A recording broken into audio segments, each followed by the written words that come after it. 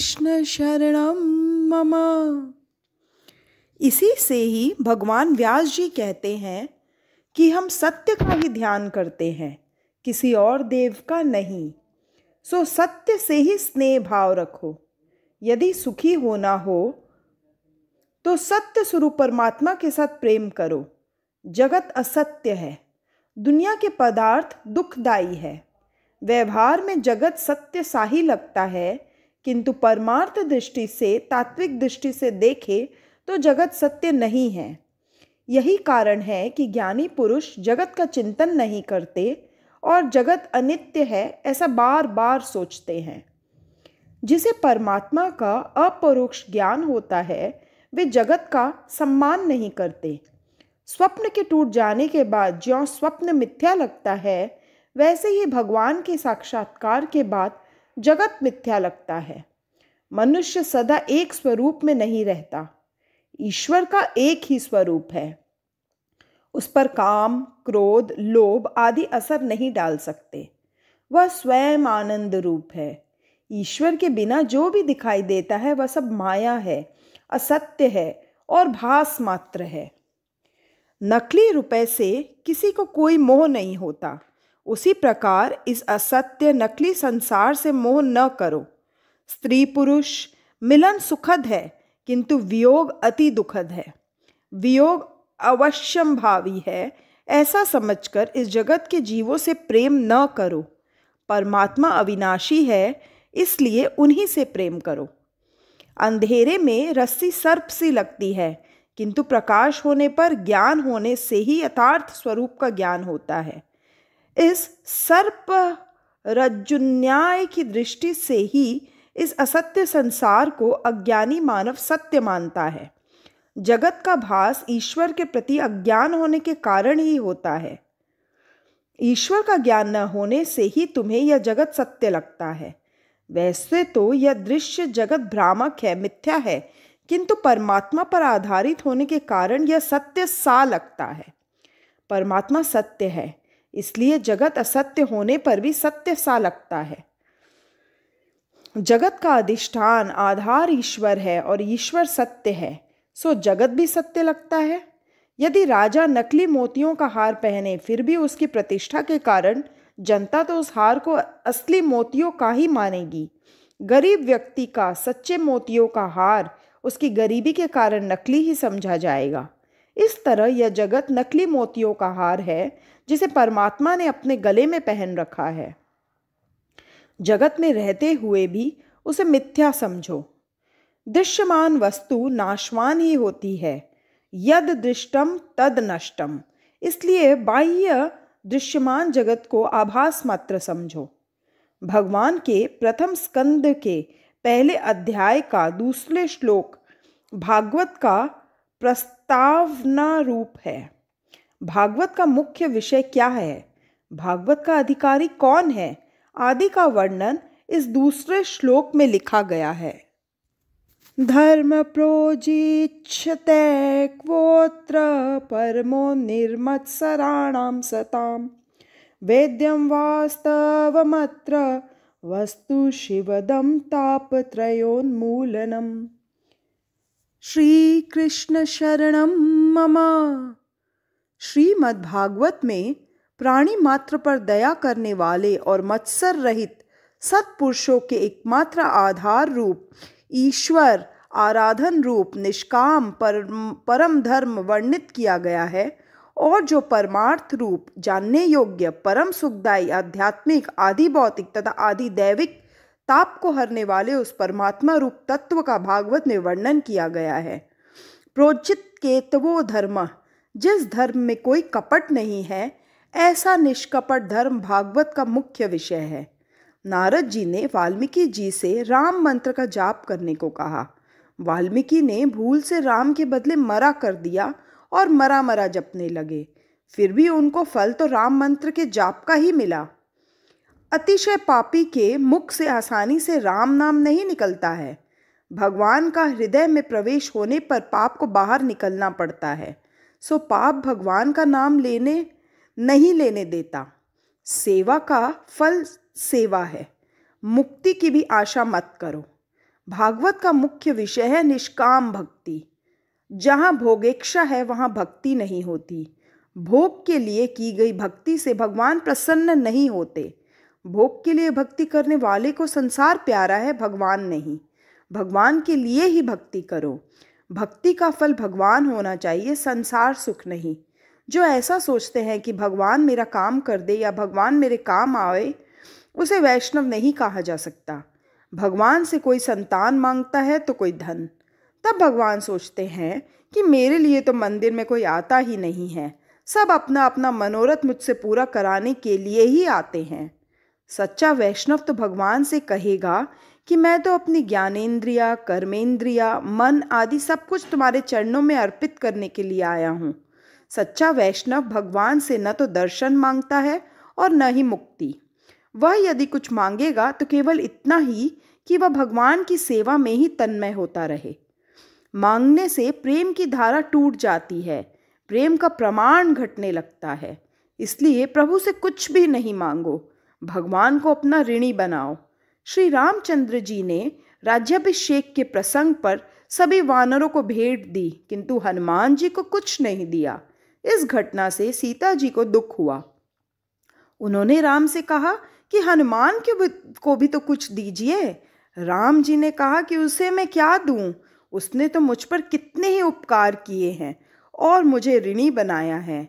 श्री राम हनुमान जी से कहते हैं, प्रति उपकार करो का तोरा, सन्मुख होई न सकत मन मोरा। शुद्ध प्रेम में लेने की भावना नहीं होती, देने की होती है।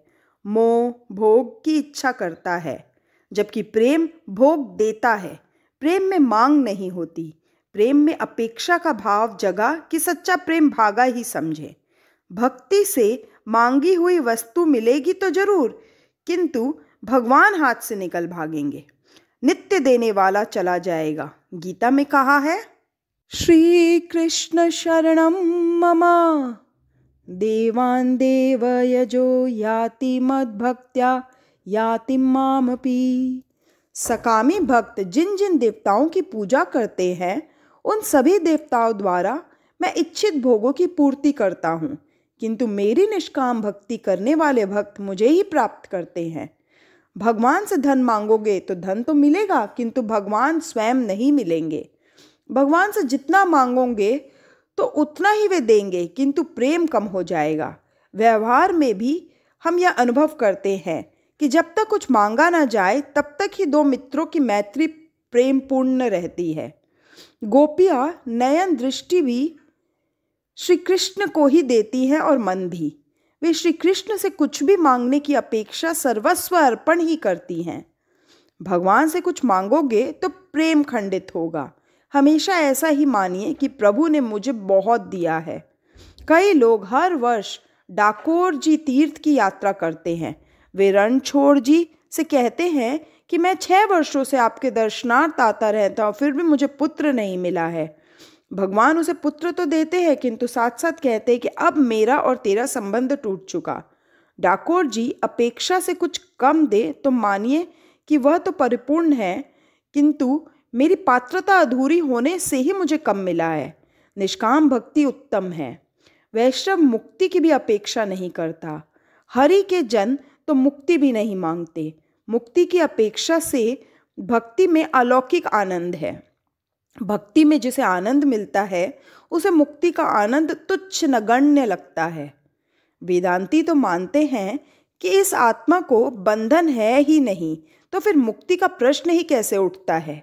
वैष्णव मानते हैं कि मुक्ति तो मेरे भगवान की दासी है, दासी की अपेक्षा मेरे भगवान गुरुतर है। भगवान मेरा काम करे ऐसी अपेक्षा कभी न करो। रामकृष्ण परमहंस को कैंसर की बीमारी लग गई। शिष्यों ने कहा कि माता जी से कहिए कि वे आपकी बीमारी का इलाज करेंगी। रामकृष्ण ने कहा कि अपनी माता को मैं अपने लिए तकलीफ न दूंगा। भक्ति का अर्थ यह तो नहीं है कि अपने सुख के लिए डाकोर जी को हम त्रास दे, परिश्रम दे। मांगने से सच्ची मैत्री के गौरव की हानि होती है। सच्चा समझदार मित्र कभी कुछ नहीं मांगता। सुदामा की भगवान के प्रति सच्ची भक्ति थी। वे दरिद्र थे। पत्नी ने कुछ मांगने के लिए उन्हें भगवान के पास भेजा। सुदामा भगवान के पास आए, किंतु मांगने के लिए नहीं, मिलने के लिए। उन्होंने द्वारिकापति का वैभव देखा, फिर भी जुबान तक न खोली। सुदामा ने सोचा कि मैत्री मिलन से ही यदि भगवान की आंखें भीग गई हैं, तो फिर अपनी दरिद्रता की बात बताने पर तो उन्हें कितना गहरा दुख होगा। मेरे दुख का कारण मेरे कर्म ही है। मेरे दुख की गाथा सुनकर तो उन्हें दुखी तो होगा। ऐसा सोचकर सुदामा ने भगवान से कुछ नहीं मांगा। सुदामा की तो यही इच्छा थी कि अपने द्वारा लाए गए मुट्ठी भर तंदुल का भगवान प्रेम से प्राशन करे। श्री कृष्ण शरणम मम। सुदामा की तो यही इच्छा थी कि अपने द्वारा लाए गए मुट्ठी भर तंदुल का भगवान प्रेम से प्राशन करे। भगवान जाने कि वह कुछ लेने नहीं, देने ही आया है। ईश्वर पहले हमारा सर्वस्व लेता है और फिर अपना सर्वस्व हमें देता है। जीव के निष्काम होने पर ही भगवान उसकी पूजा करते हैं। भक्त जब निष्काम होता है तो भगवान अपने स्वरूप का दान भक्त को देता है। जीव जब अपना जीवत्व छोड़कर ईश्वर के द्वार पर जाता है, तब भगवान भी अपना ईश्वर तत्व भूलकर भक्त से मिलते हैं।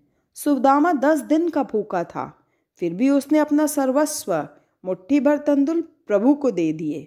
सुदामा के तंदुल चाहे मुट्ठी भर ही थे, फिर भी वही तो उस समय उसका सर्वस्व था।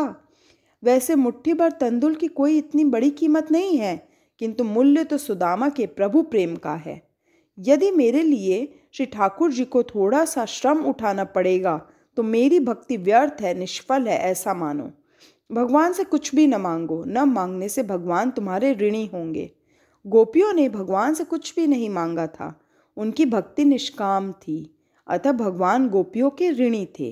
गोपी गीत में भी वे भगवान से कहती हैं कि हम तो आपकी निःशुल्क क्षुद्र दासियां हैं, अर्थात निष्काम भाव से सेवा करने वाली दासियां हैं। इसी तरह कुरुक्षेत्र में भी जब वे भगवान श्री कृष्ण से मिलती है तो वहाँ भी वे कुछ मांगती नहीं हैं, वे तो केवल इतनी इच्छा करती हैं। संसार कूप पतितो तरणावलंबम गेहं जुषामपि मन स्युदियात सदा न। संसार रूपी कुएं में गिरे हुओं को उसमें से बाहर निकालने के अवलंबन रूप आपके चरण कमल घर में रहते हुए भी हमारे मन में सदा बसे रहे। एक सखी उद्धव जी से पूछती है कि तुम किसका संदेश लेकर आए हो? कृष्ण का? वे तो यहाँ पर ही उपस्थित है। लोग कहते हैं कि श्री कृष्ण मथुरा गए हैं, पर यह बात गलत है। मेरे ठाकुर जी हमेशा मेरे साथ ही हैं। 24 घंटों का हमारा उनका साथ सहयोग है। गोपियों का प्रेम शुद्ध है। वे जब भी भगवान का स्मरण करती है, ठाकुर जी को प्रकट होना ही पड़ता है। गोपियों की निष्काम भक्ति इतनी सत्वशील है कि भगवान खिंचे हुए चले आते हैं। ठाकुर जी को सदा साथ रखोगे, जहाँ भी जाओगे भक्ति कर सकोगे। तभी तो तुकाराम भगत कहते हैं, मुझे चाहे भोजन न भी मिले, परंतु हे विठ्ठलनाथ, मुझे एक भी क्षण तुम अपने से अलग मत रखना। भगवान उद्धव जी से कहते हैं, उद्धव, मेरी गोपियाँ मुझ में तन्मय चित्त वाली मदर्थे त्यक्त देहि काय हैं। गोपियों का आदर्श आँख के सामने रखो और भगवान की भक्ति करो। सुदामा की निष्काम भक्ति को याद रखकर प्रभु की भक्ति करो। सुदामा और गोपियों जैसी भक्ति सीखो। सुदामा की भक्ति भी निष्काम थी। श्री कृष्ण शरणम मम। तुम अपना सर्वस्व भगवान को अर्पण करो।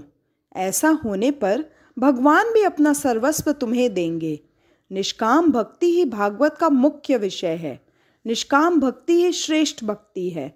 निष्काम भक्ति का श्रेष्ठ दृष्टांत है श्री कृष्ण के प्रति गोपियों की निष्काम ममता, निष्काम प्रेम। गोपियां तो मुक्ति की भी इच्छा नहीं रखती थी। श्री कृष्ण का सुख ही अपना सुख है, ऐसा गोपियां मानती थी। एक सखी ने उद्धव जी से कहा कि श्री कृष्ण के वियोग में कैसी दशा है वह तो आपने देख लिया।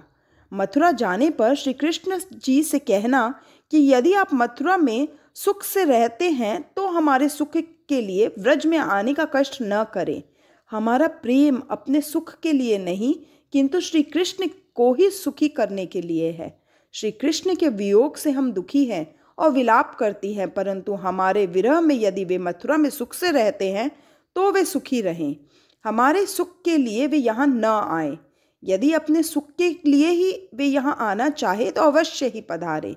दूसरों के सुख में सुख का अनुभव करना ही सच्चे प्रेम का लक्षण है। शांडिल्य मुनि ने अपने भक्ति सूत्र में लिखा है, तत्सुखे सुखित्वमा प्रेम लक्षणम। धन्य है वे व्रजवासी भक्तजन जो श्री कृष्ण से मिलने के लिए मथुरा नहीं गए। गोपी प्रेम की पागल अवस्था में भगवान की निकटता का अनुभव करती हैं। सखी सोचती है कि मैं वहाँ मिलने गई और मेरे मिलने से ठाकुर जी को कुछ कष्ट हुआ तो उनको कुछ लज्जा हुई कि गांव की इस ग्वालिन से मैं खेलता था तो नहीं, मुझे मथुरा नहीं जाना है। मेरे प्रेम में कुछ न कुछ न्यूनता ही रह गई है, इसीलिए वे मुझको छोड़कर चले गए हैं। मेरा प्रेम यदि सच्चा है तो वे अवश्य ही गोकुल लौटेंगे। उस समय तक मैं विरह दुख सहन करती रहूंगी। इसीलिए श्री कृष्ण जी कहते हैं कि मुझे गोकुल में जो आनंद गोपियों से मिलता है वह द्वारिका में नहीं है। गोपियों का प्रेम निष्काम है। भगवान का जो आश्रय लेता है वह निष्काम बनता है। गोपियों की ऐसी निष्काम भक्ति से परमात्मा गोपियों के ऋणी हुए। गोपी प्रेम की महिमा दर्शनीय है। श्री कृष्ण एक बार बीमार हो गए। बीमार होने का नाटक किया, कोई भी औषधि सफल नहीं हुई। तब प्रभु ने वैष्णव भक्त की चरणरज औषधि के रूप में मांगी। कोई वैष्णव अपनी चरणरज दे तो भगवान की बीमारी दूर हो सके। भगवान की रानियों से चरणरज मांगी गई। सभी रानियों को आश्चर्य हुआ। प्राणनाथ को चरणरज दे तो महापाप होगा और नरक में जाना पड़ेगा। नरक में कौन जाए, हम तो चरणरज नहीं देंगी। दूसरों से भी चरणरज मांगी गई, कोई तैयार न हुआ। अंत में बात गोपियों तक पहुंची। गोपियों ने सुना कि उनके कृष्ण बीमार है। यदि वे भले चंगे हो सकते हैं तो हम अपनी चरणरज देने को तैयार हैं। इसके लिए हम कोई भी दुख सहने को तैयार हैं। श्री कृष्ण शरणम मम। जो अपना कन्हैया सुखी भला चंगा होता हो तो हम नरक यातना भी भुगत लेंगी। उन्होंने अपनी चरणरज दी। श्री कृष्ण की बीमारी दूर हो गई। सच्चे निष्काम प्रेम की परीक्षा भी हो गई। भागवत का फल है निष्काम भक्ति। निष्काम भक्ति भगवान को प्रसन्न करती है। गोपियों की जैसी निष्काम भक्ति की आदत डालो। भक्ति से मुक्ति मिलती है। भक्ति के बिना ज्ञान और वैराग्य प्राप्त नहीं हो सकते। बिना ज्ञान की भक्ति अंधी है और बिना भक्ति के ज्ञान पंगु है। आदत और हाजत जरूरत पर नियंत्रण रखा जाए तो मानव प्रभु में लीन हो सकता है। भगवान का मुख्य विषय है निष्काम भक्ति। भागवत सबके लिए है, वेदांत सबके लिए नहीं है। वेदांत का अधिकार सबको नहीं दिया गया। जिसे ब्रह्म को जानने की जिज्ञासा हो उसी के लिए वेदांत है। वेदांत का अधिकारी कौन? जिसने षट संपत्ति आदि की प्राप्ति की हो वही वेदांत का अधिकारी है। किंतु भागवत तो सभी के लिए है। भागवत का अधिकार वैसे तो सभी के लिए बताया गया है, फिर भी निर्मत्सराणाम सताम, शुद्ध अंतकरण वाले पुरुषों के जानने के योग्य परमात्मा का निरूपण इसमें किया गया है। निर्मत्सराणाम, निर्मत्सर होके कथा सुनो।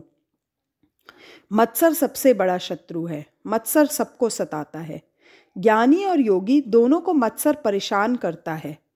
स्वयं प्राप्त की हुई योग सिद्धि के बल से चांगदेव 1400 वर्ष जिए थे।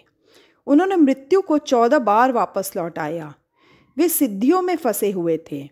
उन्हें प्रतिष्ठा का मोह था। उन्होंने संत ज्ञानेश्वर की कीर्ति सुनी।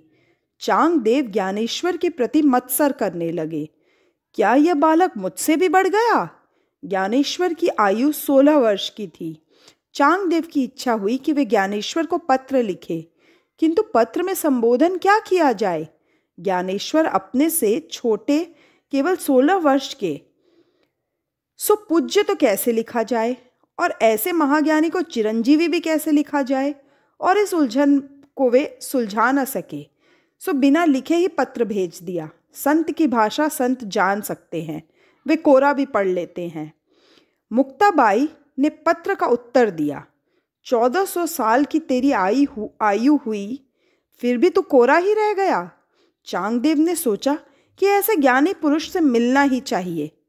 अपनी सिद्धियों के प्रदर्शन के लिए उन्होंने बाघ पर सवारी की और सर्प की लगाम बनाई और इस प्रकार वे ज्ञानेश्वर से मिलने के लिए आ रहे थे। इस ओर ज्ञानेश्वर ने किसी से कहा कि चांगदेव बाघ पर सवारी करके आपसे मिलने आ रहे हैं। ज्ञानेश्वर ने सोचा कि इस बूढ़े को अपनी सिद्धियों का अभिमान हो गया है। चांगदेव ने अपनी सिद्धियों के अभिमान के कारण ज्ञानेश्वर को पत्र में पूज्य शब्द से संबोधित नहीं किया था। श्री कृष्ण शरणम मम। ज्ञानेश्वर ने सोचा कि चांगदेव को कुछ पाठ पढ़ाना चाहिए। संत मिलने आए तो उनकी आवभगत करनी ही चाहिए। उस समय ज्ञानदेव चौके पर बैठे हुए थे। उन्होंने चौके से चलने की आज्ञा दी। पत्थर का चौका चल दिया। चौके को चलता हुआ देखकर चांगदेव का अभिमान नष्ट हो गया। चांगदेव ने महसूस किया कि मैंने हिंसक पशुओं को ही वश में किया, जबकि ज्ञानेश्वर के पास तो ऐसी शक्ति है जो जड़ पदार्थ को भी चेतन बना देती है। दोनों का मिलन हुआ। चांगदेव ज्ञानेश्वर के शिष्य बन गए। यह दृष्टांत सिखाता है कि हठ योग से मन को नियंत्रित करने की अपेक्षा प्रेम से मन को बस में करना उत्तम है। चांगदेव हठ योगी थे। हठात बलात्कार से उन्होंने मन को बस में किया था। योग मन को एकाग्र कर सकता है किंतु हृदय को विशाल नहीं कर सकता। यही कारण है कि चांगदेव ज्ञानेश्वर से ईर्ष्या करते थे। हृदय को विशाल करती है भक्ति। भक्ति से हृदय पिघलता है, विशाल भी होता है। मत्सर करने वालों के तो इहलोक और परलोक दोनों बिगड़ते हैं। मन में मत्सर मत रखो। मन से मत्सर निकाल दोगे तो मनमोहन का स्वरूप मन में सुदृढ़ होगा। कथा सुनकर उसे जीवन में चरितार्थ करने वाले लोग बहुत कम होते हैं। कथा सुनो और कथा के सिद्धांतों को जीवन में आचरण करो। केवल सुश्रुभि नहीं किंतु कृति भी बनो। इसलिए कहा गया है कि जब सुकृति पुरुष उन्हें सुनने की इच्छा करता है, उसी समय ईश्वर अविलंब उसी के हृदय में आकर बंदी हो जाता है। भागवत कथा का श्रोता निष्काम और निर्मत्सर बन जाता है। किसी भी जीव के प्रति रखा गया कुभाव ईश्वर के प्रति रखा गया कुभाव है। मनुष्य जब तक निर्मत्सर न बने तब तक उसका उद्धार नहीं होता। जैसी भावना आप दूसरों के लिए रखोगे वैसी ही भावना वे आपके लिए भी रखेंगे। दूसरों के साथ वैर भाव करने वाला व्यक्ति अपने साथ ही वैर भाव करता है, क्योंकि सबके हृदय में ईश्वर का वास है। गीता में कहा गया है, क्षेत्रज्ञं चापि माम विद्धि सर्व क्षेत्रषु भारत। नैमिषारण्य में 88,000 ऋषियों का ब्रह्म सूत्र हुआ। उस ब्रह्म सूत्र में एक बार सूत जी पधारे। शौनक जी ने सूत जी से प्रश्न पूछा कि जीव मात्र का कल्याण कैसे हो सकता है। कल्याण का सुलभ और सरल मार्ग बताइए। मनुष्य मात्र के कल्याण का आप उपाय बताइए। कलयुग के शक्तिहीन मनुष्य भी जिसका उपयोग कर सके ऐसा कोई साधन बताइए। इस कलयुग में मानव मंद बुद्धि और मंद शक्ति है जो कठिन मार्ग नहीं अपना सकेंगे। मनुष्य भोगी होने से मंद बुद्धि कहे गए हैं।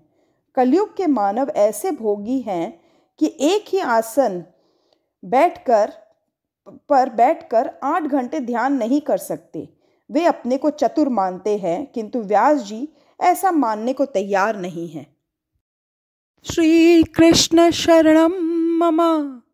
संसार के विषयों के पीछे ही जो लगा उसे प्रवीण कैसे कहा जाए। शास्त्र कहता है कि 100 काम छोड़कर भोजन करो, 1000 काम छोड़कर स्नान करो, 1,00,000 काम छोड़कर दान करो और करोड़ काम छोड़कर प्रभु का स्मरण करो, ध्यान करो, सेवा करो। शतम विहाय भोक्तव्यम सहस्त्रम स्नानम आचरेत, लक्ष्यम विहाय दातव्यम कोटि त्यक्त्वा हरिम भजेत। घर के कामों को करने के बाद माला मत फेरो, किंतु प्रभु नाम का जप करने के बाद सब काम करो। करोड़ कामों को छोड़कर भगवान का स्मरण करो। कलयुग के मनुष्य जो काम करना है उसे नहीं करते हैं और जिसे नहीं करना है वही पहले करते हैं। इसी से व्यास जी ने उन्हें मंद बुद्धि कहा है। विस्तार पूर्वक आप श्री कृष्ण कथा सुनाइए। कृष्ण कथा से तृप्ति नहीं होती, वैसे ही दर्शन से तृप्ति नहीं होती। द्वारिका के कृष्ण का स्वरूप दिव्य है, श्रीनाथ जी का स्वरूप मनोहर है। दर्शन से तृप्ति नहीं होती। भगवान की मंगलमय अवतार कथाओं का वर्णन करो। भगवान की लीला कथा सुनकर हम कभी तृप्त होते ही नहीं हैं। कलयुग में जब अधर्म बढ़ता है तब धर्म किसका आश्रय होता है? प्रथम स्कंद का प्रथम अध्याय प्रश्नाध्याय कहलाता है। समुद्र पार करने वाले को जैसे कर्णधार का सहारा है, आसरा है, वैसे आप हमें मिले हैं। आप भगवान हमारे केवट हैं। कुछ इस रीति से आप कथा सुनाएं कि जिससे हमारे हृदय द्रवित हो जाएं। प्रभु की कृपा के कारण ही आप हमें मिले हैं। परमात्मा से मिलने की आतुरता के कारण ही संत का मिलन होता है। जीव जब परमात्मा से मिलने के लिए आतुर होता है तो परमात्मा की कृपा से संत मिलते हैं। स्वाद भोजन में नहीं है, भूख के कारण ही है। मनुष्य को परमात्मा मिलन की भूख जब तक न लगे तब तक संत मिलने पर भी उसके प्रति सद्भाव नहीं जागता। इसका एक ही कारण है कि जीव को भगवत दर्शन की इच्छा ही नहीं हुई है। वक्ता का अधिकार सिद्ध होना चाहिए और श्रोता के भी अधिकार सिद्ध होने चाहिए। श्रवण के 3 प्रधान अंग है। पहला, श्रद्धा। श्रोताओं को चाहिए कि वे मन को एकाग्र करके श्रद्धा से कथा सुने। दूसरा, जिज्ञासा।